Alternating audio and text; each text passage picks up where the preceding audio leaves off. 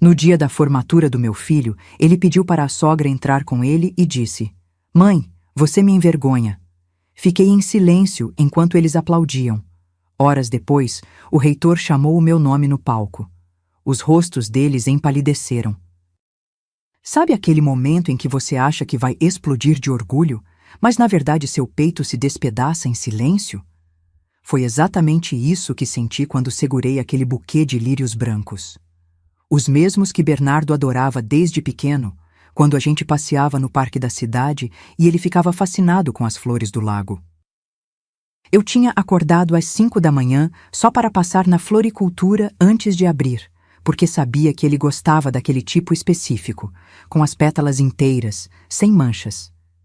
Eu estava vestindo meu conjunto azul marinho, aquele que usei no casamento da minha sobrinha há 3 anos. Não era roupa de loja chique, mas era digno.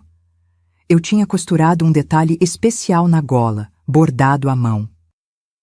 Passei perfume, aquele de lavanda barato que eu compro na farmácia, mas que sempre me fez sentir apresentável. Cheguei cedo no auditório da universidade. O coração batia forte. 30 anos, gente. 30 anos de madrugadas curvadas sobre a máquina de costura, dedos feridos de agulha, olhos ardendo de tanto franzir tecido. Tudo para que Bernardo pudesse estar ali, formando em administração. Meu filho único. Meu menino. O homem que eu criei sozinha depois que Reinaldo morreu naquele acidente na BR-040, quando Bernardo tinha só 7 anos. Eu estava na terceira fileira, bem no centro. Queria que ele me visse quando entrasse. Queria que soubesse que eu estava ali, que eu nunca deixei de estar. Segurava o buquê com tanta força que minhas unhas marcaram a palma da mão. Eu sorria. Sorria mesmo com aquele aperto no peito que vinha crescendo há 2 anos, desde que Stella entrou na nossa vida. E então eu o vi. Bernardo surgiu pela porta lateral do auditório. Alto, bonito, de terno cinza, aquele que Stella deu de presente no aniversário dele, um Armani que custou mais de R$ 4.000, ela fez questão de comentar na frente de todo mundo. Meu coração deu um pulo. Levantei um pouquinho a mão, acenando discreta. Ele me viu. Eu sei que viu. Nossos olhos se cruzaram por um segundo, mas em vez de sorrir, ele desviou o rosto. E aí eu a vi também. Stella. Ela vinha logo atrás, toda imponente naquele vestido bege de seda, joias no pescoço, salto alto que ecoava no piso de madeira como se anunciasse realeza. Cabelo preso num coque impecável, maquiagem perfeita. Ela sorria como quem já venceu uma guerra que eu nem sabia que estava sendo travada. Bernardo parou, olhou para mim de novo. E então, com um gesto rápido, ele se virou para Stella e estendeu o braço. "Dona Stella, a senhora se importa de entrar comigo?" A voz dele ecoou na minha cabeça como um tiro. Stella fingiu surpresa, mas o sorriso nos lábios dela era puro veneno disfarçado de mel. "Ah, Bernardo, mas sua mãe está ali." Ele nem olhou para mim quando respondeu. "Eu sei." Mas ele hesitou, e eu vi a vergonha passar rápido pelos olhos dele antes de endurecer de novo.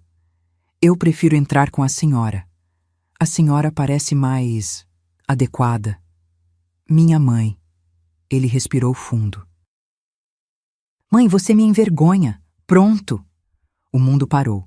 As pessoas ao redor continuavam conversando, rindo, ajeitando as roupas, mas para mim tudo virou silêncio.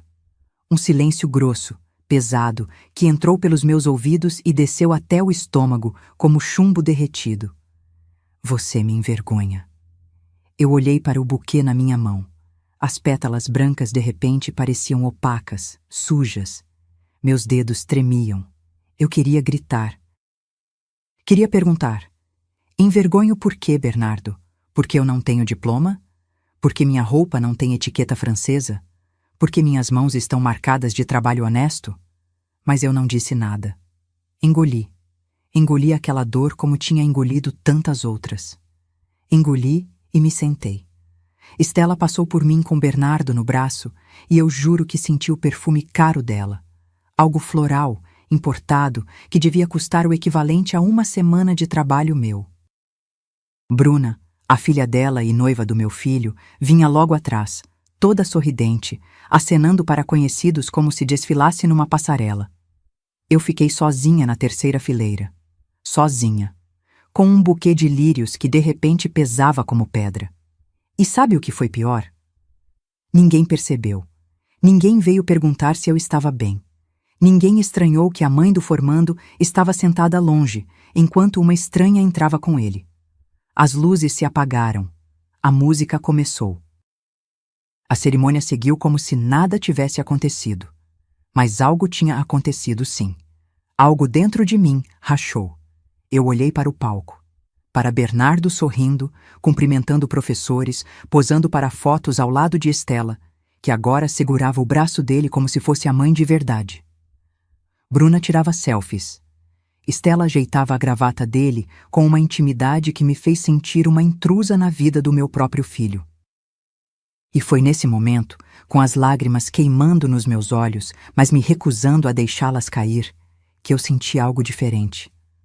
Não era só tristeza, era raiva. Raiva de mim mesma por ter aceitado ser invisível. Raiva de Bernardo por ter escolhido aparência no lugar de essência. Raiva de Estela por ter plantado essa semente de vergonha dentro dele. Mas também senti outra coisa, uma decisão, porque eu lembrei de algo que estava guardado dentro da minha bolsa. Um envelope branco, pequeno, discreto. Dentro dele, um convite que eu tinha recebido 3 semanas atrás e que Bernardo não fazia ideia que existia. E naquele momento, sentada sozinha naquela cadeira dura, com o buquê de lírios murchando no meu colo, eu tomei uma decisão. Eu ia deixar que essa cerimônia chegasse até o final. E então, eles iam descobrir quem realmente tinha motivo para se envergonhar. Eu respirei fundo. Limpei discretamente uma lágrima que teimava em cair. E esperei. Porque paciência, minha gente, sempre foi minha maior arma. E dessa vez, eu ia usá-la até o fim. Se você quer saber o que tinha naquele envelope e como essa história virou do avesso, inscreva-se no canal agora, porque o que vem a seguir vai fazer seu coração bater mais forte. Eu sei que você deve estar se perguntando: como é que chegamos até aqui? Como é que um filho que eu criei com tanto amor, que eu embalei no colo durante noites inteiras quando tinha febre, que eu ensinei a andar de bicicleta segurando no selim até meus braços doerem. Como é que esse menino virou um estranho que tem vergonha da própria mãe? A resposta tem nome: Estela Figueiredo Campos. Tudo começou há 2 anos e meio, quando Bernardo conheceu Bruna numa festa de formatura de um colega. Bruna era bonita, não vou negar. Cabelo liso tingido de loiro, unhas sempre feitas, aquelas roupas de academia que custam mais que meu aluguel. Filha única de Estela, viúva rica, dona de uma rede de 3 lojas de decoração de luxo aqui em Brasília. A Ambientes Estela, que você já deve ter visto nos shoppings Iguatemi e Pátio Brasil. No começo, eu até gostei de Bruna. Ela era educada, sorria bastante, trazia brigadeiro quando vinha jantar lá em casa. Mas aí Estela apareceu. Lembro como se fosse ontem. Bernardo me ligou num domingo de manhã, empolgado. Mãe, a Bruna quer que você conheça a mãe dela. Vamos almoçar juntos hoje, tudo bem? Eu fiquei feliz. Pensei, que bom, a família dela quer me conhecer também. Vesti minha melhor blusa, uma floral que eu mesma tinha customizado com um detalhe de renda na gola. Peguei um pote de doce de leite caseiro que tinha feito na cesta e fui. O restaurante era no Lago Sul. Um lugar chique, com manobrista, aquelas cadeiras estofadas e garçons que chamam a gente de senhora, com um tom que parece mais desprezo que respeito. Estela já estava sentada quando chegamos. Ela se levantou e eu logo notei a diferença. Tudo nela gritava dinheiro. O relógio dourado no pulso, a bolsa de couro legítimo, o corte de cabelo que provavelmente custou R$ 300 num salão famoso. Prazer, Dalva, ela disse, me cumprimentando com 2 beijinhos rápidos, daqueles que mal encostam no rosto. Bernardo fala tanto da senhora. Eu sorri. Estendi o pote de doce de leite. Trouxe isso, fiz em casa. É uma receita antiga da minha avó. Ela olhou para o pote. Sorriu. Mas era um sorriso torto, sabe? Daqueles que dizem uma coisa com a boca e outra com os olhos. Ah, que... rústico. Obrigada. Ela colocou o pote na beirada da mesa e nunca mais olhou para ele. O almoço foi estranho. Estela fazia perguntas que pareciam inocentes, mas tinham veneno escondido. E a senhora sempre trabalhou com costura, Dalva? Sim, desde os 20 anos. Que interessante. Deve ser difícil ganhar bem com isso hoje em dia, né? Com essas lojas chinesas vendendo roupa tão barata. Bernardo riu sem graça. Bruna cutucou o bife no prato. Eu engoli seco. Eu me viro bem, obrigada. Estela sorriu de novo. Aquele mesmo sorriso. Claro, claro. E a senhora mora em que região mesmo? Ceilândia. Num apartamento de 2 quartos. Ah, Ceilândia. Ela repetiu, como se estivesse provando o gosto da palavra. Bem longe, né? Deve ser complicado o transporte. Eu tenho um Fusca 98. Velhinho, mas me leva onde preciso. Que fofo, Bruna disse, mas o tom era condescendente. Minha avó também tinha um Fusquinha. A gente adorava passear nele quando era criança. É tão... nostálgico. Nostálgico. Como se meu carro fosse peça de museu. Estela então se virou para Bernardo. Você sabe, querido, agora que está quase se formando, precisa começar a pensar em networking sério. Eu posso te apresentar para alguns empresários amigos meus, gente que pode abrir portas reais para você. Bernardo acendeu. Os olhos dele brilharam de um jeito que eu não via há tempos. Sério, dona Estela, isso seria incrível. Claro, você é inteligente, dedicado, só precisa de um empurrãozinho no ambiente certo. Ela deu uma pausa. E talvez... modernizar um pouco a apresentação, sabe?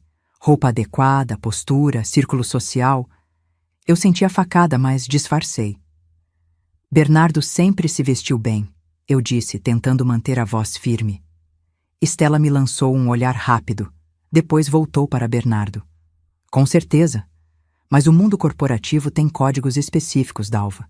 Não é crítica, é orientação. Eu só quero ajudar seu filho a alcançar o potencial máximo dele. E foi assim que começou. Depois daquele almoço, Bernardo começou a passar mais tempo na casa de Estela. Finais de semana inteiros. Ela morava numa cobertura no sudoeste, um desses apartamentos com 3 suítes, varanda gourmet, piscina particular. Bernardo voltava de lá deslumbrado, contando sobre os jantares, os vinhos importados, as conversas sobre investimentos e mercado financeiro. E aos poucos, minha casa foi ficando pequena demais para ele. Mãe, por que você não troca esse sofá? Ele tá todo desbotado. Mãe, sério que você ainda usa toalha de plástico na mesa? Mãe, aquele quadro da sala é meio brega, não acha? Brega, desbotado, pequeno. As palavras dele começaram a doer mais que agulhada de costura. Estela dava presentes. Um relógio Tecnos de 8.500 no aniversário dele. Um terno italiano que custou uma fortuna. Convites para eventos sociais onde Bernardo conhecia gente importante. E com cada presente, com cada evento, eu via meu filho se afastando. Até que um dia ele me disse: Mãe, a dona Estela acha que eu deveria fazer um curso de oratória e etiqueta empresarial. Ela vai pagar. Bernardo, você não precisa disso. Você já fala bem, você é educado. Mas não é o suficiente. Ele explodiu. Você não entende, mãe. O mundo lá fora não é Ceilândia. Não é máquina de costura e fusquinha velho. Eu preciso crescer. Eu preciso de mais. Aquilo doeu. Doeu porque pela primeira vez meu filho estava dizendo que eu não era suficiente. Que minha vida não era suficiente. Que tudo que eu tinha construído com sangue, suor e lágrimas não valia nada. Eu não respondi. Só abaixei a cabeça e voltei para a máquina de costura.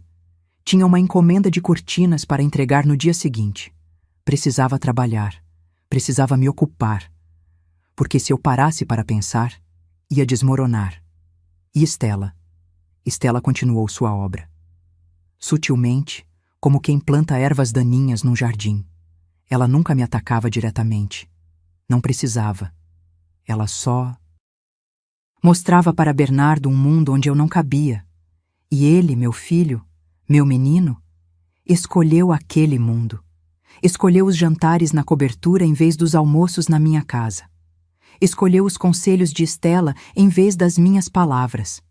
Escolheu a vergonha de mim em vez do orgulho de onde viemos. E naquele dia da formatura, quando ele disse aquelas palavras, "Mãe, você me envergonha", eu entendi que Estela não tinha só entrado na nossa vida. Ela tinha feito muito mais que isso. Ela tinha apagado minha presença e substituído por ela mesma. Mas o que nenhum dos dois sabia é que eu não era tão invisível quanto pensavam. E algumas sombras, quando a luz muda de ângulo, revelam mais do que imaginamos. 3 meses antes da formatura, recebi um convite que deveria ter me deixado feliz, mas só me encheu de um pressentimento ruim. Era uma sexta-feira à tarde e meu celular apitou com uma mensagem de Bruna. "Sogra, minha mãe quer fazer um jantar de confraternização para conhecer você melhor. Sábado às 20 isso aqui em casa. Pode ser?" Bernardo já confirmou. Sogra. Ela me chamava de sogra, mas o tratamento nunca tinha carinho de verdade. Era apenas um título, vazio como casca de ovo quebrado. Eu fiquei na dúvida. Meu instinto gritava para recusar, inventar uma desculpa qualquer. Mas então pensei, se eu não for, vão dizer que sou distante, que não me interesso pela vida do meu filho. E eu ainda tinha esperança, aquela esperança boba que a gente insiste em carregar quando ama alguém, de que talvez, só talvez, esse jantar pudesse melhorar as coisas. Que ingênua eu fui. No sábado, acordei nervosa. Passei a manhã inteira pensando no que levar.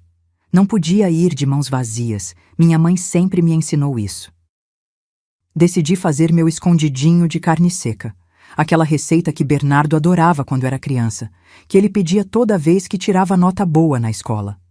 Usei carne seca de primeira, catei fibra por fibra, fiz a mandioca do jeito certo, gratinei com queijo coalho. Coloquei numa travessa de alumínio com papel filme, amarrei com uma fita vermelha que tinha sobrado de um trabalho de costura. Me arrumei com cuidado. Vesti uma calça preta social e uma blusa rosa claro com bordado discreto no decote. Uma peça que eu tinha feito especialmente, inspirada num modelo que vi numa revista. Passei meu perfume de lavanda. Prendi o cabelo num coque solto. Olhei no espelho e pensei, estou apresentável, digna. Peguei um ônibus, depois o metrô, depois outro ônibus, até chegar no sudoeste. A cobertura de Estela ficava num daqueles prédios espelhados que mais parecem hotéis de luxo. Tinha portaria com porteiro de terno, elevador com espelho e música ambiente, aquele cheiro de perfume caro no ar. Quando toquei a campainha e a porta se abriu, senti como se tivesse entrado em outro planeta. O apartamento era imenso. Piso de mármore italiano que refletia as luzes como gelo polido. Janelas do chão ao teto com vista para o lago Paranoá. Móveis que pareciam saídos de revista de decoração. Sofás de veludo cinza, mesa de jantar de madeira maciça que devia acomodar 12 pessoas. Lustres de cristal pendurados como joias. Nas paredes, quadros enormes com assinaturas que eu não reconhecia, mas que claramente custavam fortunas. Estela veio me receber. Estava impecável num vestido preto midi, colar de pérolas, cabelo solto em ondas perfeitas. Atrás dela, 2 funcionários uniformizados organizavam a mesa. "Dalva, que bom que veio", ela disse, me dando aqueles beijinhos de mentira. Depois olhou para a travessa na minha mão. "Ó, você trouxe algo?" "Escondidinho de carne seca, receita de família." Ela pegou a travessa como quem segura uma fralda suja. "Que caseiro. Gracinha, leva para a cozinha", disse para uma das empregadas, uma moça jovem de uniforme branco que pegou minha travessa e sumiu porta adentro. Eu nem sabia se iam servir aquilo ou jogar fora depois. Bernardo apareceu da varanda, copo de uísque na mão. "Desde quando meu filho bebia uísque?" Ele me cumprimentou com um abraço rápido, mecânico. Oi, mãe. Conseguiu chegar bem? Sim, filho. Tranquilo. Ainda veio de ônibus? Bruna perguntou, surgindo do corredor com um vestido florido de seda. Nossa, que trabalhoso! Trabalhoso! Como se meu esforço para estar ali fosse um incômodo. Estela nos guiou até a sala de jantar. A mesa estava posta como se fosse receber a rainha da Inglaterra. Louças de porcelana fininha com bordas douradas, taças de cristal para água e vinho, talheres prateados que brilhavam sob a luz do lustre. Guardanapos de linho dobrados em formato de flor. No centro, um arranjo de orquídeas brancas que devia ter custado mais que minha conta de luz. Sentei onde Stella indicou. Me senti deslocada, como mancha de óleo em cetim branco. Os empregados começaram a servir. Entrada, carpaccio de salmão com alcaparras. Eu nem sabia direito como comer aquilo. Usei os talheres imitando os outros, mastigando devagar, sentindo o gosto metálico do peixe cru na boca. Stella abriu uma garrafa de champanhe francês. Este aqui é um Moët Chandon, safra especial. Trouxe de Paris ano passado, ela serviu nas taças. O líquido dourado borbulhou. Eu bebi um gole. Era amargo. Bruna começou a falar sobre a lua de mel que estavam planejando.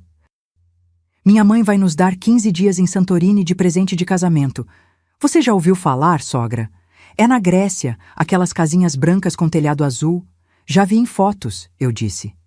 É completamente diferente de qualquer lugar que você já tenha ido, tenho certeza. Stella emendou com aquele sorriso de canto de boca. O prato principal chegou. Filé mignon ao molho de vinho tinto, acompanhado de aspargos grelhados e purê trufado. Tudo muito bonito, muito refinado. Mas sem gosto de casa, sem tempero de amor. Foi durante a sobremesa, um petit gâteau com sorvete de baunilha, que Stella decidiu afundar a faca.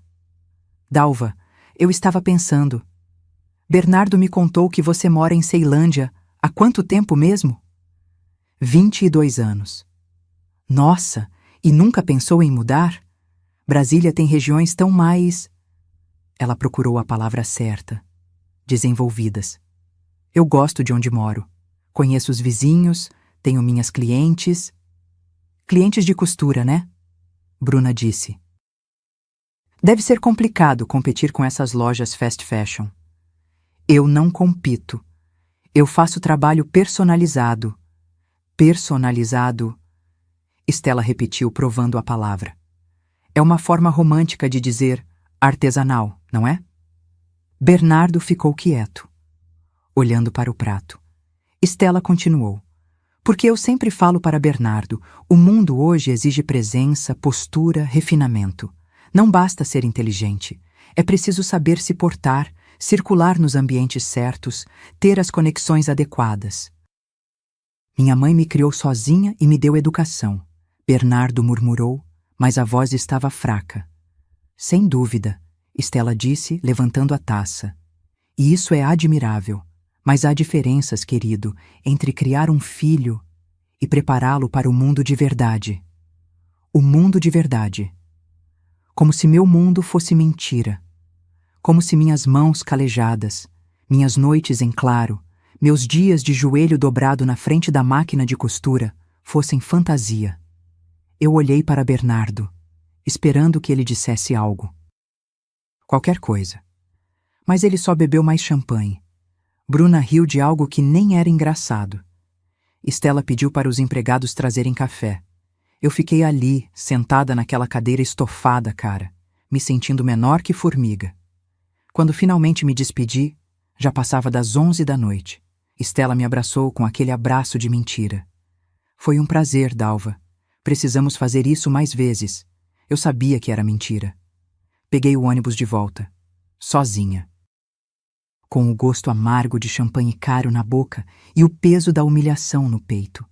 Quando cheguei em casa, sentei no sofá desbotado, aquele que Bernardo disse que era vergonhoso. E chorei. Chorei porque entendi naquela noite que eu tinha perdido meu filho. Não para outra mulher, mas para um mundo que me via como coisa pequena demais para existir. E o pior de tudo, meu próprio filho concordava com eles. Uma semana depois daquele jantar, eu ainda sentia o gosto amargo da humilhação na boca. Mas a vida não para, né? As contas não se pagam sozinhas, as encomendas não se costuram com lágrimas. Então voltei para minha rotina. Máquina de costura, café requentado, rádio tocando baixinho para não deixar o silêncio da casa me engolir. Bernardo tinha me ligado na terça-feira dizendo que ia viajar a trabalho com Bruna. Algum evento em Goiânia que Estela tinha arranjado. Disse que ia ficar 3 dias fora. Eu aproveitei para fazer aquelas marmitas congeladas que ele gostava, dessas que é só esquentar no micro-ondas. Peguei os potes, embalei tudo direitinho e decidi levar no apartamento dele. O apartamento. Aquele que eu tinha comprado para ele. Deixa eu explicar. Quando o Reinaldo morreu, ele deixou um sítio pequeno em Planaltina. Nada luxuoso, só 5 hectares de terra com uma casa simples, algumas árvores frutíferas. Eu segurei aquele lugar com unhas e dentes durante anos. Era minha reserva, meu plano B. Mas quando Bernardo entrou na faculdade e começou a falar em morar mais perto da universidade para não perder tempo no trânsito, eu vendi. Vendi por 280 mil reais, dinheiro que usei para dar a entrada e quitar um apartamento de 2 quartos no Guará. Dei de presente para ele no aniversário de 23 anos. Para você construir sua vida, meu filho, eu disse quando entreguei as chaves. Ele me abraçou, chorou, disse que eu era a melhor mãe do mundo. Engraçado como as coisas mudam, né? Cheguei lá por volta das 2 da tarde. Usei a chave reserva que ele tinha me dado para emergências. O apartamento estava silencioso, meio bagunçado. Roupas jogadas no sofá, louça na pia. Típico de Bernardo. Guardei as marmitas no freezer, lavei a louça porque não consegui resistir e fui até o quarto arrumar a cama. Foi quando vi a pasta. Estava em cima da escrivaninha, entreaberta. Uma pasta preta de couro sintético com zíper dourado nas laterais. Não era minha intenção bisbilhotar, juro, mas algo naquela pasta me chamou a atenção. Talvez fosse instinto de mãe. Aquele sexto sentido que a gente desenvolve depois de anos cuidando, protegendo, desconfiando. Abri. Dentro tinha vários documentos, contratos de estágio, certificados de cursos, comprovantes de pagamento. E no fundo, quase escondido entre as folhas, um envelope azul claro. Peguei. Era fino, leve. Abri. E o mundo desabou de novo. Eram impressões de conversas de WhatsApp. Entre Bruna e Estela. Li a primeira. Bruna. Mãe, o B tá meio chateado com a mãe dele de novo. Ela apareceu aqui com marmita sem avisar. Estela. Dalva precisa entender os limites. Vocês são adultos. Bruna. Eu sei, mas ele ainda tem pena dela. Acho que porque ela criou ele sozinha e tal. Estela. Pena não constrói futuro, filha. E quando ela morrer, ele herda aquela casinha em Ceilândia. Dá pra vender fácil por uns 350 mil. A gente compra aquela Compass que você quer. Minha mão tremeu. Eles estavam planejando minha morte? Calculando quanto minha casa valia? Continuei lendo. Tinha mais. Outro documento. Um projeto de casamento. Impresso, detalhado, com valores. Buffet no Clube do Congresso. 85 mil. Decoração temática. 60 mil. Vestido de noiva importado. 45 mil. Lua de mel em Santorini. 150 mil. Total estimado. 340 mil. E uma anotação à mão, na letra de Bruna. Mamãe vai bancar tudo, desde que B assine o pré-nupcial e se afaste das influências limitantes. Influências limitantes. Eu era a influência limitante. Tinha mais. Uma folha impressa de e-mail. Remetente, Estela Figueiredo. Destinatário, Bernardo. Assunto, proposta de sociedade. Li com os olhos ardendo. Bernardo, conforme conversamos, estou formalizando a proposta. 25% de participação societária na filial nova da Ambientes Estela, no Shopping Brasília. Investimento inicial, 0 da sua parte. Lucros estimados, 15 mil birralhas mensais após o primeiro ano. Condições, dedicação exclusiva, presença nas reuniões estratégicas e um perfil social adequado ao padrão da empresa. Sei que sua mãe é uma mulher de fibra, mas o mundo corporativo exige distanciamento de vínculos que possam comprometer sua imagem profissional. Pense com carinho. Estela. Distanciamento de vínculos. Comprometer sua imagem. Eu era o problema. Eu sempre fui. Sentei na cama dele. As pernas não me seguravam mais. Peguei meu celular e fotografei tudo. Cada página, cada conversa, cada número. Minhas mãos tremiam tanto que algumas fotos saíram tremidas, mas dava para ler. Guardei tudo de volta exatamente como estava. Fechei a pasta. Respirei fundo. Saí daquele apartamento, aquele que eu tinha comprado com a venda do último pedaço de terra que Reinaldo me deixou, e senti algo diferente. Não era só dor, era clareza. Clareza de que eu tinha sido usada, de que meu filho tinha me trocado por uma promessa de vida fácil. De que Estela não era apenas uma sogra invasiva, ela era uma manipuladora calculista. E Bruna? Bruna era a versão nova dela, já treinada para sugar, descartar e seguir em frente. Mas sabe o que mais me doeu? Não foram as palavras de Estela ou Bruna. Foi o silêncio de Bernardo, porque em nenhum momento daquelas conversas, daqueles e-mails, daqueles planos, ele me defendeu. Ele simplesmente aceitou. Aceitou que eu fosse apagada, que eu fosse esquecida, que eu fosse descartável. Voltei para casa no ônibus lotado das 3 da tarde. O sol entrava pela janela e queimava meu rosto, mas eu nem sentia. Estava anestesiada. Quando cheguei em Ceilândia, sentei na minha máquina de costura. Olhei para aquelas fotos no celular. E tomei uma decisão. Eu não ia confrontá-lo agora. Não ia gritar, chorar, fazer escândalo.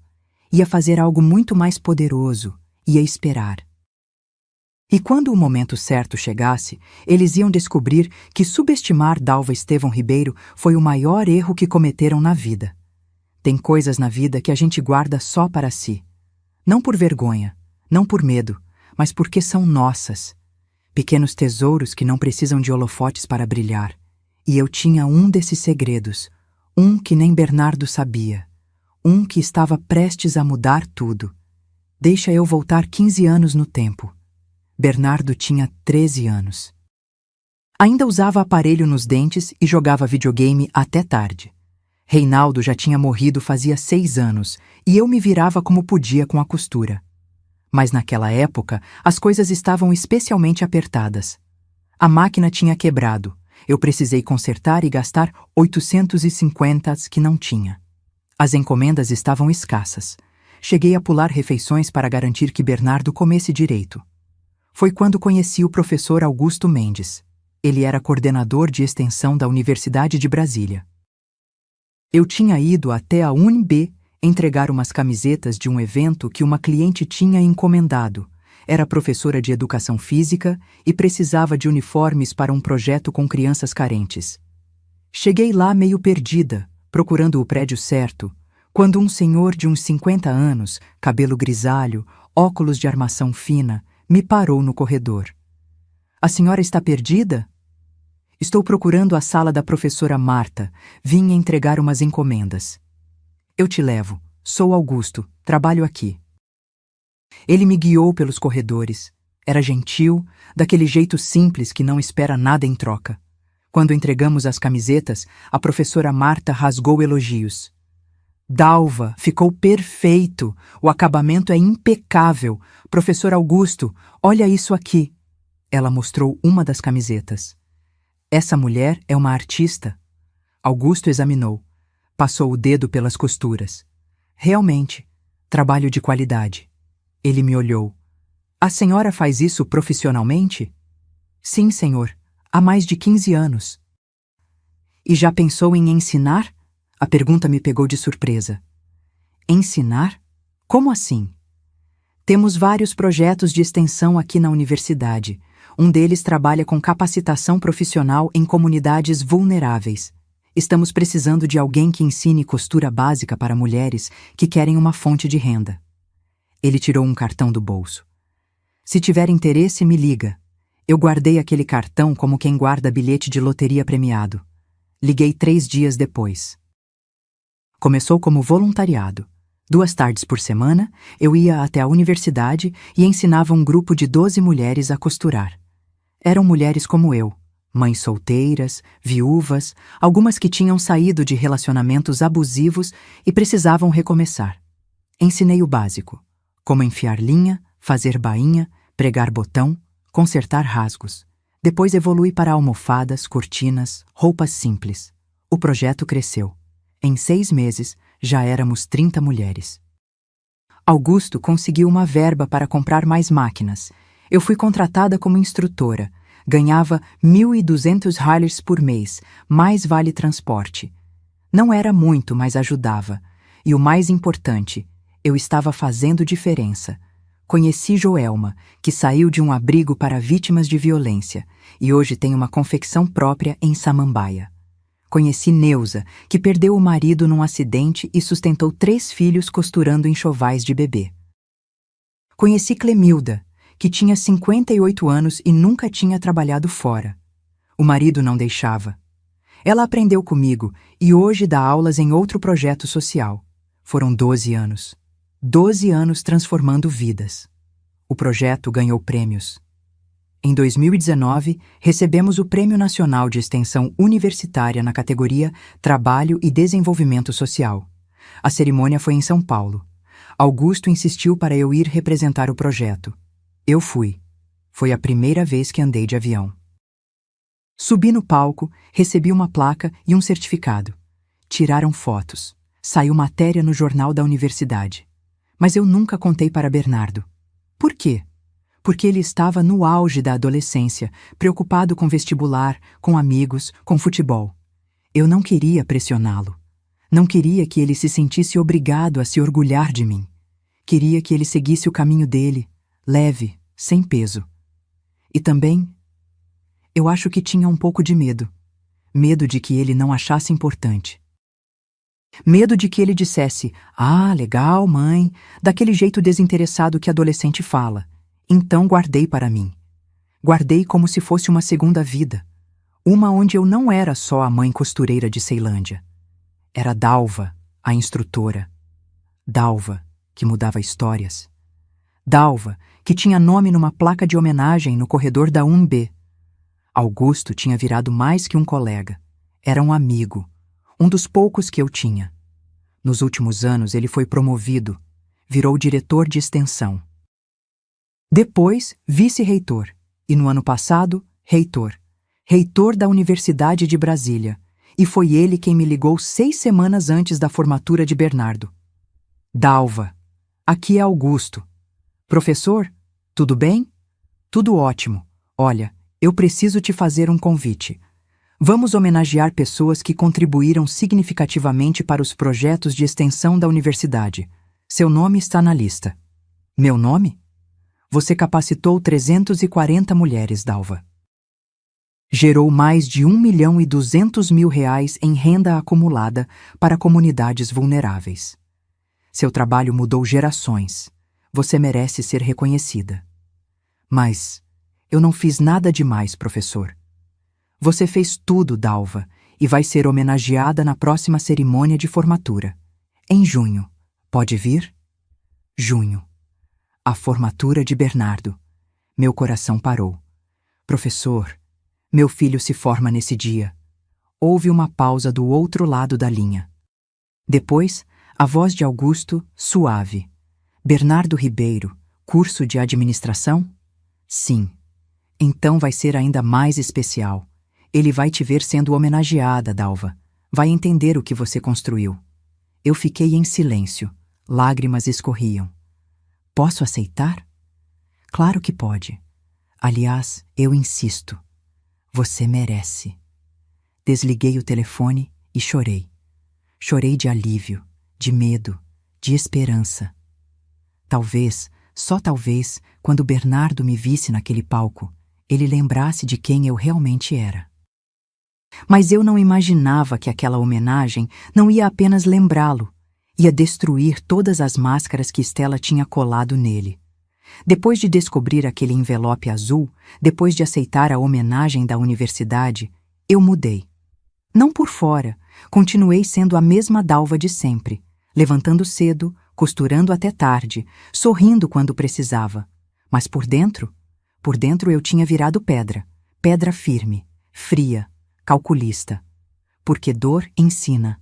E humilhação transforma. Nas semanas seguintes, Bernardo continuou se afastando.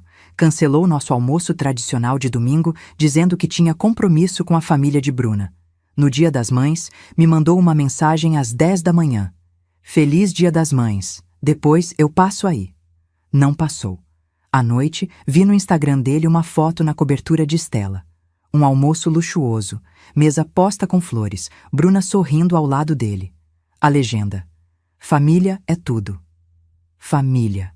Eu nem estava na foto, mas eu não liguei cobrando. Não chorei no telefone. Não fiz drama. Apenas arquivei aquela dor junto com as outras e comecei a agir. A primeira coisa que fiz foi procurar doutora Simone. Ela era uma cliente antiga. Eu tinha costurado o vestido de formatura dela em direito há 10 anos, quando ela era recém-formada e quebrada. Agora, ela tinha escritório próprio, especializada em direito de família e sucessões. Marquei uma consulta. Levei os documentos do apartamento que tinha dado para Bernardo. Dalva, quanto tempo! Ela me abraçou com carinho genuíno. O que posso fazer por você? Expliquei tudo. O afastamento, as humilhações, o envelope azul, as conversas sobre vender minha casa quando eu morresse. Ela ouviu em silêncio, a expressão ficando mais séria a cada frase. Você tem provas? Mostrei as fotos no celular. Ela analisou com atenção de advogada. Isso é grave, Dalva. Muito grave. Ela pegou os documentos do apartamento. Esse imóvel foi doação? Sim. Vendi o sítio que meu marido deixou e comprei para ele. Dei de presente. E tem escritura lavrada em cartório comprovando a doação? Tenho. Ela folheou os papéis, fez anotações. Olha, legalmente falando, doação de ascendente para descendente pode ser revogada em casos específicos. Um deles é ingratidão grave, quando o donatário, no caso seu filho, comete atos que demonstram desprezo, ofensa grave ou tentativa de atentar contra a vida do doador. Ele não tentou me matar. Mas ele te ofendeu publicamente? Te humilhou? Conspirou para se beneficiar da sua morte? Engoli seco. Sim. Então você tem base legal para revogar a doação. Ela me olhou com seriedade. Dalva, eu preciso te perguntar. Você quer realmente fazer isso? Revogar a doação do apartamento? Porque uma vez que você entrar com esse processo, não tem volta. Vai desgastar ainda mais a relação com seu filho. Eu respirei fundo. Pensei em todas as noites que passei costurando para pagar aquela faculdade. Pensei em como vendi o último pedaço de Reinaldo para dar conforto para Bernardo. Pensei no jeito que ele me olhou no dia da formatura, como se eu fosse sujeira no sapato dele. Eu não quero revogar agora, mas quero ter essa arma na manga. Quero que ele saiba que eu posso. Que eu não sou a coitadinha que ele acha que sou. Simone sorriu. Um sorriso pequeno, mas cheio de compreensão. Vou preparar toda a documentação. Vou reunir provas, testemunhas, histórico financeiro mostrando que você arcou com tudo. Se você precisar acionar, vai estar pronta.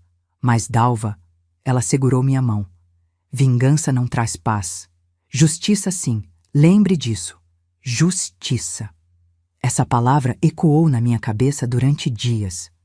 Voltei para casa com uma pasta cheia de documentos, uma cabeça cheia de planos e um coração que já não doía mais, porque estava ocupado demais calculando. Organizei tudo. Imprimi as fotos do envelope azul.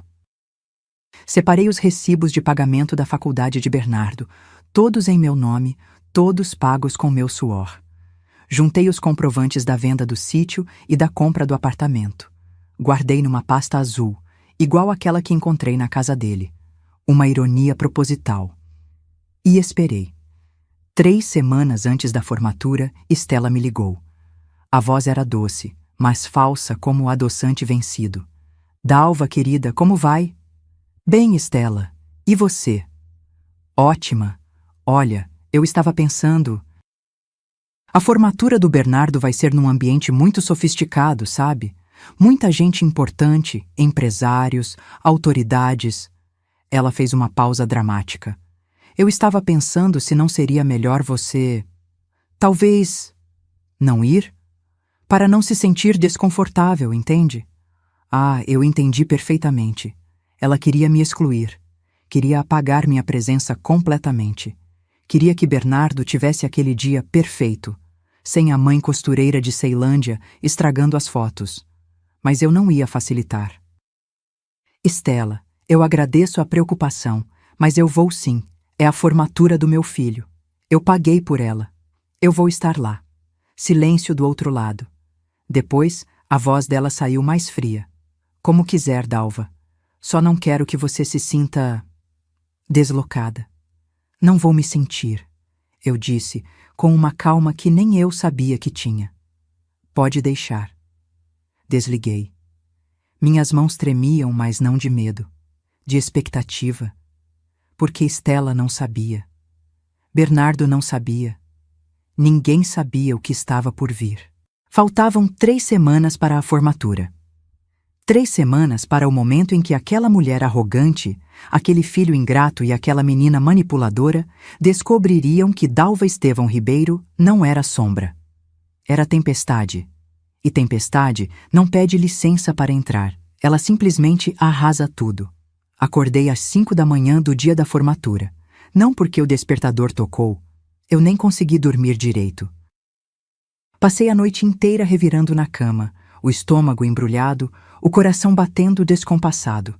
Levantei, fiz um café bem forte, sentei na mesa da cozinha e fiquei olhando pela janela. O céu ainda estava escuro, apenas um filete alaranjado começava a rasgar o horizonte. Hoje era o dia. Tomei banho demorado, daqueles que a gente toma quando precisa lavar mais que sujeira. Precisa lavar medo, insegurança, dúvida. Sequei o cabelo com cuidado, passei creme, penteei. Olhei no espelho. 68 anos me encaravam de volta.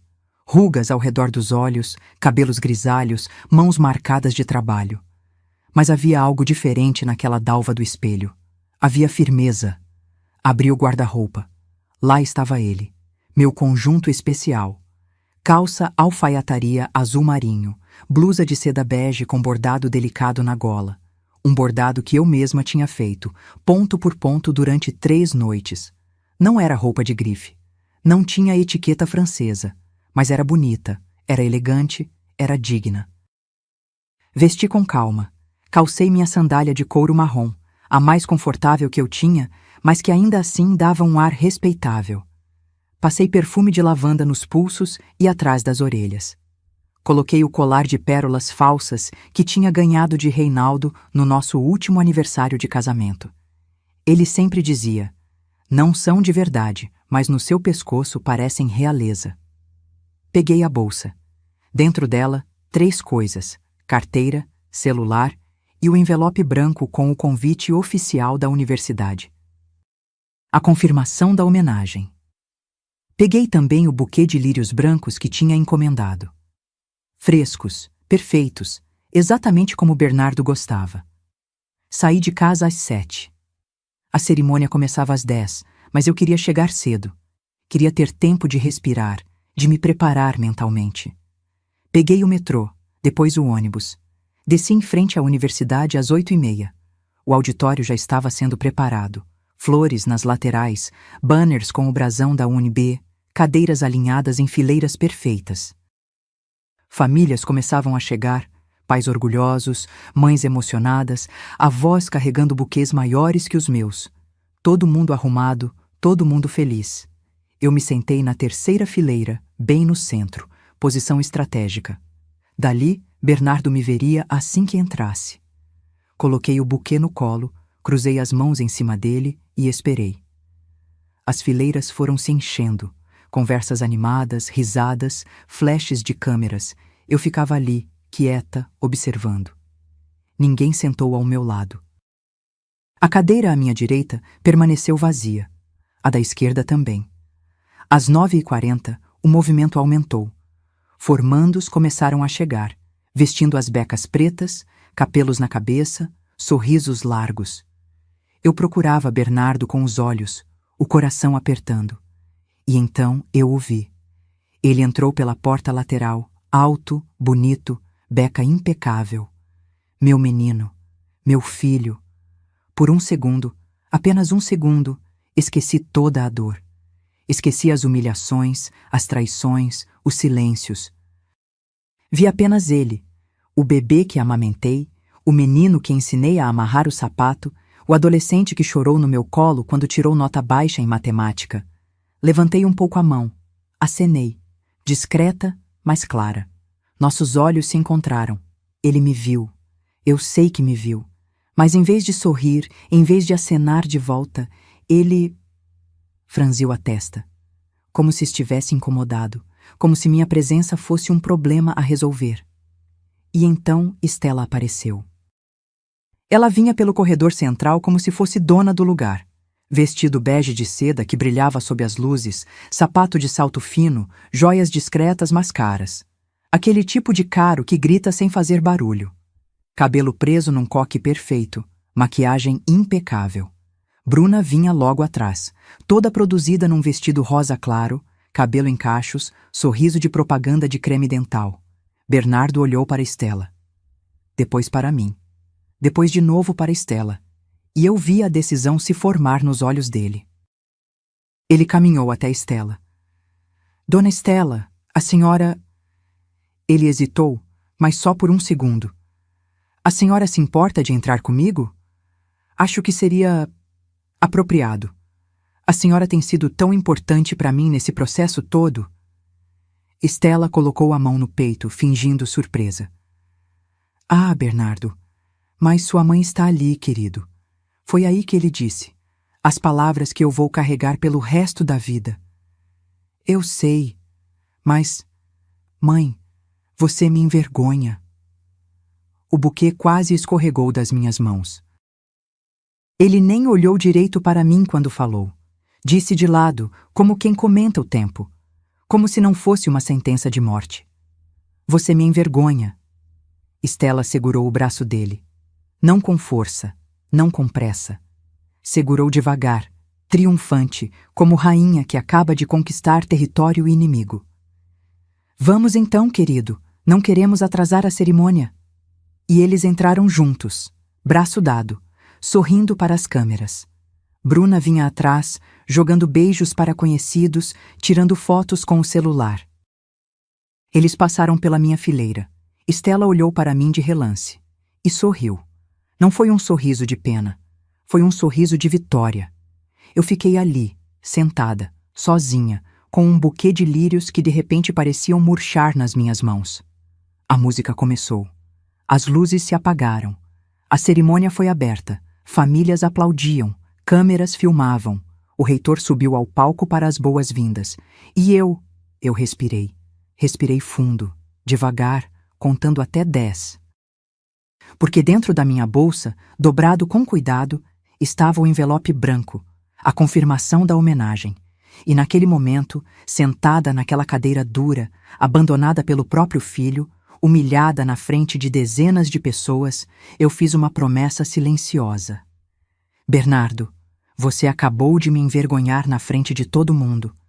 Agora espera só um pouquinho, porque daqui a 2 horas você vai descobrir o verdadeiro significado da palavra vergonha.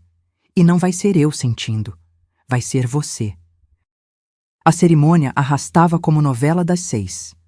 Discurso do diretor do curso, discurso do paraninfo, entrega dos diplomas em ordem alfabética. Cada nome chamado era seguido de aplausos, gritos, fotos. Famílias inteiras se levantavam, acenavam cartazes, choravam de emoção. Quando chamaram Bernardo Estevão Ribeiro, eu me preparei para aplaudir, mas minhas mãos hesitaram. Ficaram suspensas no ar, tremendo, sem saber se batiam palma ou se fechavam em punho. Ele subiu ao palco. Sorriu. Acenou. Stella e Bruna se levantaram na primeira fileira. Elas tinham conseguido lugares melhores que o meu, é claro, e aplaudiram como se ele tivesse ganhado uma Olimpíada. Estela até levou a mão ao peito, dramaticamente emocionada. Eu fiquei sentada, quieta, com o buquê de lírios murchando no meu colo. Ninguém reparou. Os diplomas continuaram sendo entregues. 20 minutos, 30, 40. Meu corpo estava tenso, as costas doendo de tanto ficar ereta, respirando fundo, contando os segundos. Até que, finalmente, o último nome foi chamado. Aplausos finais. Os formandos jogaram os capelos para cima. Aquela tradição americana que todo mundo adora. Chuva de capelos pretos, sorrisos, abraços. Achei que a cerimônia tinha acabado. Peguei minha bolsa, pronta para me levantar e sair dali o mais rápido possível. Ir para casa, trancar a porta, chorar até secar. Mas então, o reitor Augusto Mendes voltou ao microfone. Estimados formandos, familiares, colegas professores, a voz dele ecoou firme pelo auditório. Antes de encerrarmos oficialmente, gostaria de pedir mais alguns minutos da atenção de vocês. As pessoas começaram a se sentar de novo. Alguns formandos ainda estavam de pé, celebrando, mas foram silenciando aos poucos. Todos os anos, nesta universidade, formamos centenas de profissionais capacitados. Mas a formação acadêmica não existe no vácuo. Ela é sustentada por uma rede invisível de pessoas que constroem pontes, que abrem portas, que transformam realidades sem nunca pedir holofotes. Meu coração começou a acelerar. Hoje, eu quero homenagear uma dessas pessoas. Uma mulher que, durante 12 anos, dedicou seu tempo, seu talento e seu coração a um dos projetos de extensão mais bem-sucedidos desta instituição. A imagem no telão mudou. Apareceu o logo do projeto. Costurando Dignidade, projeto de capacitação profissional em costura. Eu gelei. Esta mulher capacitou, ao longo de mais de uma década, 340 mulheres em situação de vulnerabilidade social. Ensinou não apenas a costurar, ensinou autonomia, dignidade, esperança. Fotos começaram a aparecer no telão. Fotos do projeto.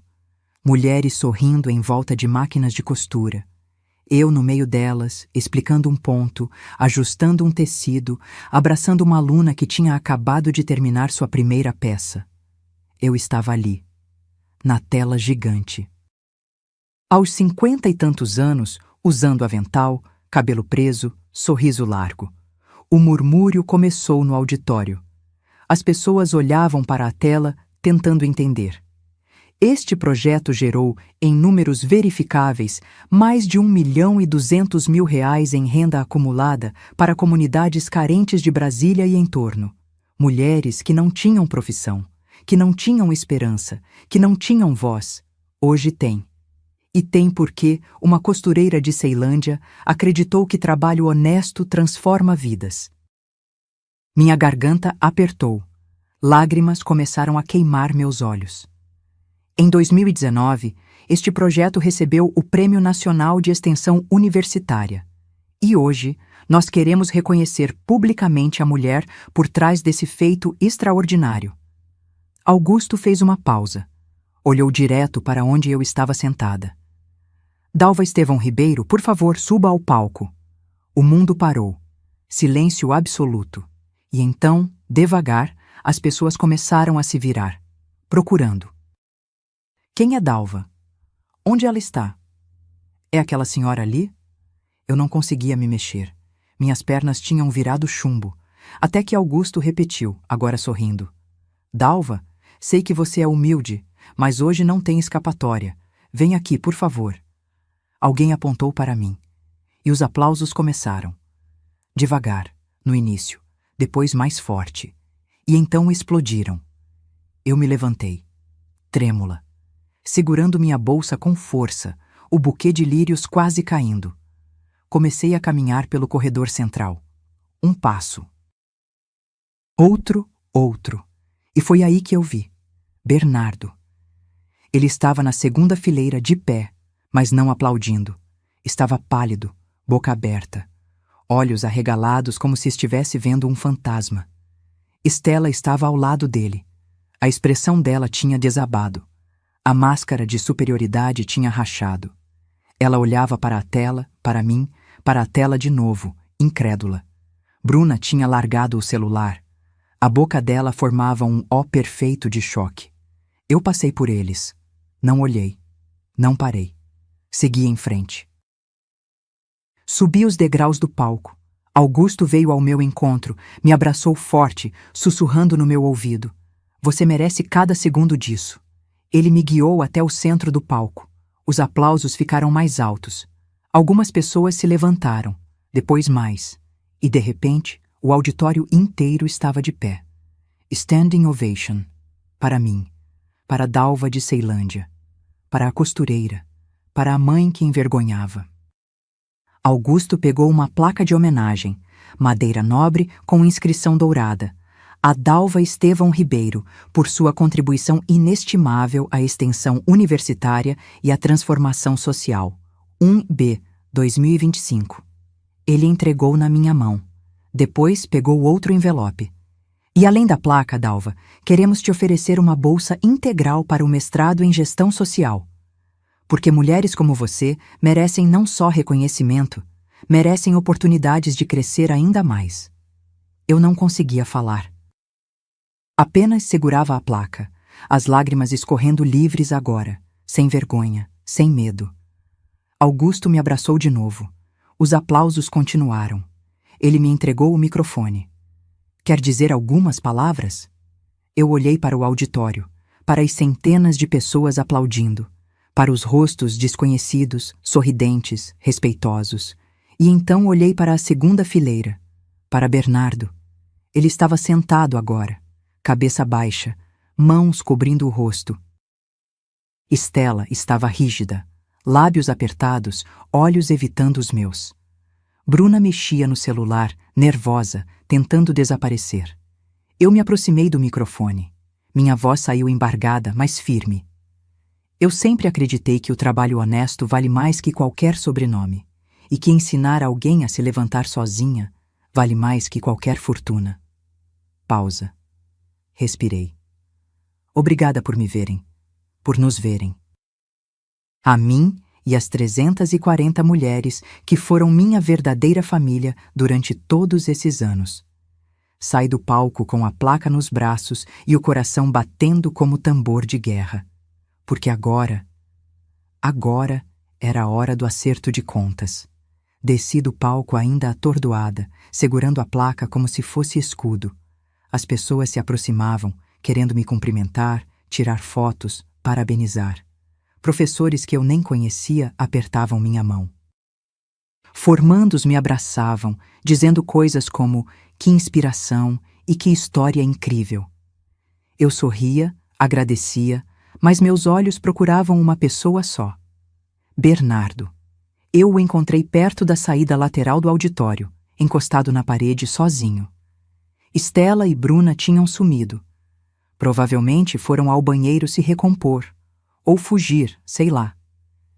Ele estava segurando o diploma na mão, mas olhava para o chão como se o piso de mármore fosse a coisa mais interessante do mundo. Respirei fundo. Apertei a placa contra o peito e caminhei até ele. Bernardo. Ele ergueu a cabeça devagar. Os olhos dele estavam vermelhos. Não sei se de choro ou de vergonha. Talvez os dois. Mãe, Deixa eu falar primeiro. Cortei, firme. Porque se você falar agora, vai sair desculpa pela metade, e eu não tenho paciência para isso. Ele fechou a boca, engoliu seco. Assentiu. Eu dei um passo mais perto. Olhei nos olhos dele, aqueles olhos castanhos que eu conhecia desde que abriram pela primeira vez, segundos depois que ele nasceu. 12 anos, Bernardo. 12 anos eu trabalhei naquele projeto. 12 anos eu mudei vidas, ensinei mulheres a se sustentarem, construí algo maior que eu mesma. E você sabe por que eu nunca te contei? Ele balançou a cabeça, mudo. Porque eu tinha medo que você não achasse importante. Que você dissesse, legal, mãe, e voltasse pro videogame, pro celular, pra vida. Eu não queria que você se sentisse pressionado a se orgulhar de mim. Minha voz tremeu, mas continuei.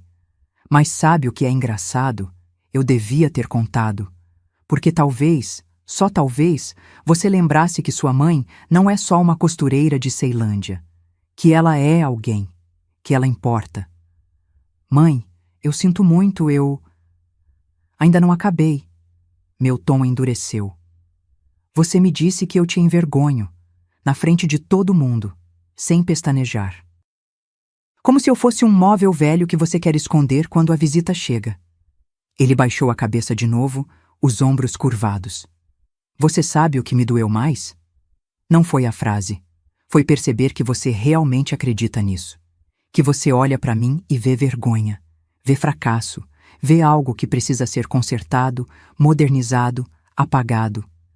Não é isso, ele começou, a voz saindo rouca. É sim, Bernardo. Eu segurei o queixo dele, obrigando-o a me olhar. Você trocou 30 anos de sacrifício por um relógio caro e jantares em cobertura. Trocou a mãe que te criou sozinha pela mulher que te ofereceu atalhos. Estela só queria me ajudar. Estela queria te controlar. Minha voz saiu cortante como tesoura em tecido. E você deixou. Pior, você gostou. Tirei o celular da bolsa. Abri a pasta de fotos.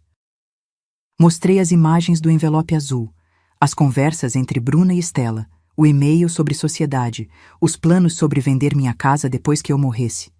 Bernardo empalideceu ainda mais. As mãos dele tremeram quando pegou o celular para ver melhor. Você viu isso? Vi. Fui levar marmita no seu apartamento há 3 semanas. Encontrei por acaso. Ou talvez não. Talvez Deus quisesse que eu visse quem você realmente virou. Ele devolveu o celular, incapaz de segurar meu olhar. Eu não sabia dessa conversa da Bruna com a mãe dela. Eu juro. Mas você sabia do e-mail da Estela, sabia da proposta de sociedade, sabia da condição, distanciamento de vínculos que comprometem sua imagem. Eu sou o vínculo, Bernardo. Eu sou o problema a ser removido. Eu nunca assinei nada. Eu estava pensando, avaliando. Você estava aceitando, corrigi. Aceitando aos poucos. Cada jantarzinho, cada presente, cada conselho venenoso dela. Você foi sendo moldado e nem percebeu. Lágrimas começaram a escorrer pelo rosto dele. Bernardo, meu filho de 1,80 m, chorando como um menino pequeno. Mãe, me desculpa. Eu não queria te magoar. Eu só queria crescer, ter oportunidades. Crescer não significa pisar em quem te ergueu. Eu senti as próprias lágrimas ameaçando cair, mas segurei. Não agora, ainda não. E sobre oportunidades, eu te dei todas que pude. Vendi o sítio do seu pai para te dar um apartamento. Trabalhei até os dedos sangrarem para pagar sua faculdade. Renunciei a tudo por você. E você escolheu o lado deles. Foi aí que Estela e Bruna voltaram. Elas vinham conversando baixo, mas pararam bruscamente quando me viram com Bernardo. Estela recompôs a máscara rapidamente. Sorriu, mas era um sorriso rachado. Dalva, que surpresa maravilhosa! Nós não sabíamos. Não sabiam? Eu me virei para ela e minha voz saiu baixa, mas mortal. Ou não queriam saber? Ela piscou desconcertada. Perdão? A senhora construiu seu império, Estela. Parabéns. De verdade. Mas usar meu filho como peça de xadrez? Envenenar a cabeça dele contra a própria mãe? Planejar minha exclusão como se eu fosse obstáculo nos negócios? Dei um passo em direção a ela. Isso não tem perdão. Bruna tentou intervir, a voz aguda. Sogra, eu acho que houve um mal-entendido. Mal-entendido? Peguei o celular de novo, mostrei as capturas de tela. Quando ela morrer, a gente vende a casa e compra uma Compass? Isso é mal-entendido ou sociopatia? Bruna ficou branca. Estela fechou o rosto, toda a elegância evaporando. Você invadiu a privacidade do meu filho? Leu conversas particulares? Eu descobri que a morte da mãe dele estava sendo planejada como investimento. Retruquei. E sabe o que mais descobri? Que o apartamento que eu dei para ele pode ser legalmente revertido ao meu nome, por ingratidão comprovada. Consultei uma advogada. Tenho todos os documentos prontos. Bernardo arregalou os olhos. Mãe, não. Não vou fazer isso agora. Mas posso, a qualquer momento. Olhei para os três. Porque eu não sou a coitadinha que vocês acham. Eu sou Dalva Estevão Ribeiro. Fui homenageada numa universidade federal. Mudei 340 vidas. Criei um filho sozinha. E se tem uma coisa que aprendi nesses 68 anos, é que respeito não se pede. Se impõe. Silêncio. Depois, Estela deu meia volta, altiva, puxando Bruna pelo braço. Vamos, filha, não precisamos disso.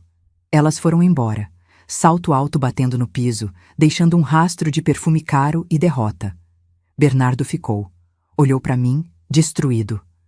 O que eu faço agora, mãe?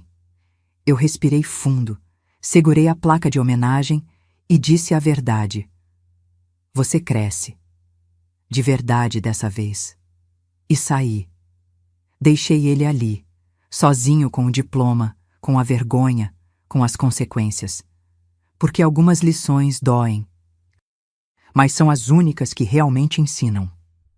3 meses depois da formatura, eu estava sentada na varanda da minha casa. Aquela mesma casa vergonhosa de Ceilândia que Bruna queria vender para comprar carro importado. Tinha acabado de regar minhas plantas, as mesmas violetas que Reinaldo plantou antes de morrer e que eu mantinha vivas havia mais de 20 anos. O sol da tarde batia morno no meu rosto, enquanto eu tomava café e revisava uns textos do mestrado. Sim, mestrado. Eu tinha aceitado a bolsa. Comecei as aulas 2 semanas depois da formatura.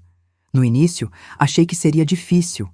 68 anos, voltando para a sala de aula, rodeada de gente jovem. Mas sabe o que descobri? Que conhecimento não tem idade. E que minha experiência de vida valia tanto quanto qualquer teoria de livro. Meus colegas me respeitavam. Meus professores me admiravam. Eu não era a mais velha da turma, era a mais vivida. E isso fazia diferença. A casa continuava a mesma. Sofá desbotado, toalha de plástico na mesa, quadro que Bernardo achou brega. Mas agora, quando eu olhava para essas coisas, não via pobreza. Via história, via resistência, via dignidade. E Bernardo? Ah, Bernardo. Nos primeiros dias depois da formatura, ele sumiu. Não ligou, não mandou mensagem. Eu também não procurei. Deixei que o silêncio fizesse o trabalho que palavras não conseguiam. 2 semanas depois, ele apareceu aqui. Era um domingo de manhã. Toquei a campainha e, quando abri a porta, quase não o reconheci. Ele estava diferente. Mais magro, olheiras fundas, barba por fazer. Não estava com o terno italiano. Usava uma camiseta simples e calça jeans. Mãe, posso entrar? Eu fiquei parada, avaliando. Parte de mim queria bater a porta. Outra parte, aquela que ainda lembrava dele com 7 anos, chorando no meu colo porque tinha caído da bicicleta, queria abraçá-lo. Abri a porta. Dei passagem. Ele entrou devagar, como quem pisa em vidro quebrado. Olhou ao redor, como se estivesse vendo a casa pela primeira vez. Está tudo igual? Porque não tem nada de errado aqui, respondi, firme. Nunca teve. Sentamos na sala. Eu não ofereci café. Não facilitei nada. Só esperei. Ele respirou fundo várias vezes antes de conseguir falar. Eu terminei com a Bruna. Não reagi. Apenas olhei para ele, esperando mais. E me afastei da Estela também. Recusei a sociedade. Ele enfiou as mãos nos bolsos, nervoso. Elas ficaram furiosas. Bruna disse que eu era um fraco, que estava jogando fora a chance da minha vida. Estela disse que eu era ingrato, que ela tinha investido tempo e dinheiro em mim. E você disse o quê? Que elas estavam certas, eu sou ingrato.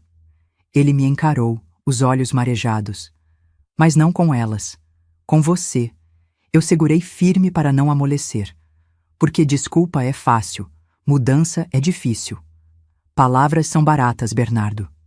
Eu sei. Ele tirou um papel do bolso, dobrado, amassado, estendeu para mim. Por isso eu trouxe isso. Peguei. Era uma escritura de devolução simbólica do apartamento, assinada por ele, reconhecida em cartório. Eu não vou morar mais lá. Está tudo em aberto, mãe. Se você quiser vender, alugar, retomar, a decisão é sua. Eu não mereço aquele lugar. Olhei para o papel, depois para ele. Você está morando onde? Divido um apartamento com 2 amigos da faculdade, em Taguatinga. É pequeno, apertado, mas é meu. Conquistado com meu trabalho. Trabalho? Consegui um estágio numa empresa de consultoria, salário de R$ 2.200. Não é muito, mas dá para o básico. Pela primeira vez em meses, vi algo diferente nos olhos de Bernardo. Não era arrogância, era humildade. Humildade verdadeira, aquela que nasce da dor e do aprendizado. E você está conseguindo se virar? Ele deu um sorriso pequeno, meio torto. Aprendi a fazer arroz sem queimar. Isso já é uma vitória. Eu não consegui segurar um sorrisinho também. E as marmitas congeladas que eu te ensinei a fazer? Ainda não tentei. Mas, se você quiser me ensinar de novo, eu gostaria. O silêncio que veio depois foi diferente. Não era pesado, não era tenso. Era possível. Eu dobrei a escritura e coloquei na mesinha de centro. Eu não vou pegar o apartamento de volta. Ele é seu.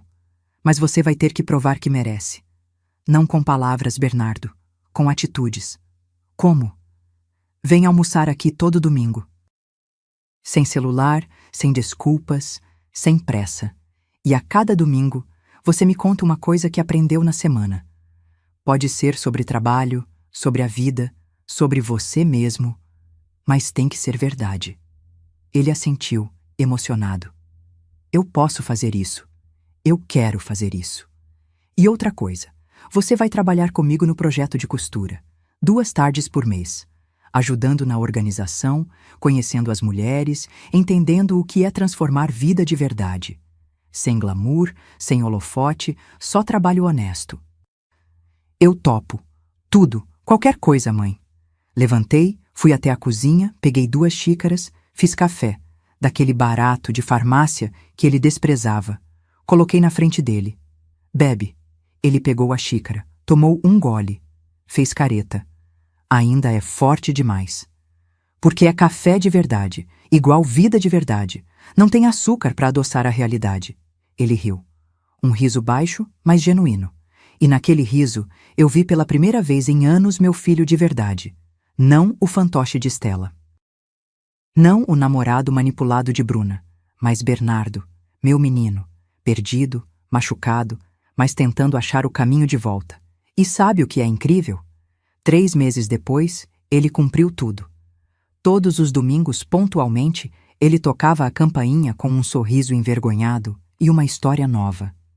Trabalhou comigo no projeto, conheceu as mulheres, ouviu histórias, aprendeu que sucesso não se mede em salário ou sobrenome.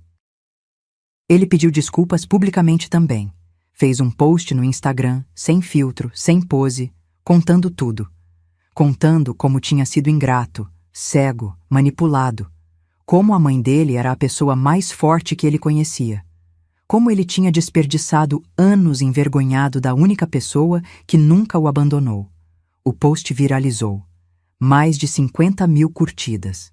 Centenas de comentários. Stella e Bruna desativaram as redes sociais depois disso. Hoje, 6 meses depois da formatura, Bernardo está aqui na minha sala. Ajudando a montar uns materiais para o mestrado, tomando café forte sem reclamar, rindo de piadas antigas. Ele não voltou a ser o filho perfeito, porque filho perfeito não existe. Mas voltou a ser meu filho. E isso basta. Olho para ele e lembro daquele dia no auditório. Lembro da dor, da humilhação, das lágrimas, mas lembro também do meu nome ecoando no palco. das 340 mulheres que eu ajudei. Da placa de homenagem pendurada agora na parede da minha sala, bem ao lado do quadro brega que Bernardo achava vergonhoso e que agora ele olha com carinho. Porque no fim, sabe o que aprendi? Aprendi que amor verdadeiro não suplica. Ele estabelece limites, e quem não os respeita fica do lado de fora até aprender. Aprendi que perdoar não é esquecer. É dar uma chance para recomeçar, mas nos seus termos, não nos deles. E aprendi que vergonha nunca esteve em mim. Estava neles. Asa, hoje, enquanto tomo meu café na varanda, com Bernardo lavando louça na cozinha porque é o mínimo que posso fazer, mãe, eu olho para as violetas de Reinaldo e sorrio.